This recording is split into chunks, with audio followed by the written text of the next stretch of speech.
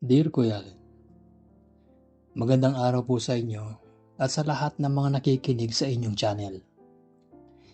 Itago niyo na lamang po ako sa pangalang Yuri.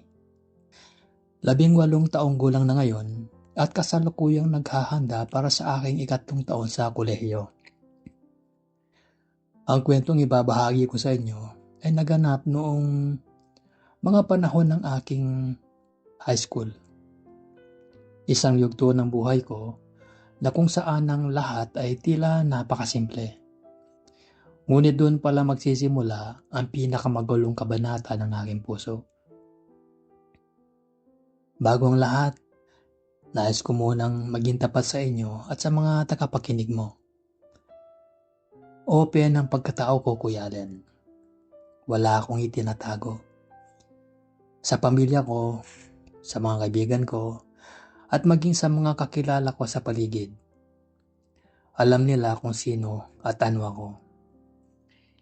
Hindi ko kinakahiya ang aking orientation dahil naniniwala ako na ang pagiging totoo sa sarili ang unang hakbang para maging malaya. Pero kahit namulat ako sa kung ano ako, hindi ko pa rin pala maiwasang magulat sa mga laro ng tadhana. Oh dear Kuya Allen,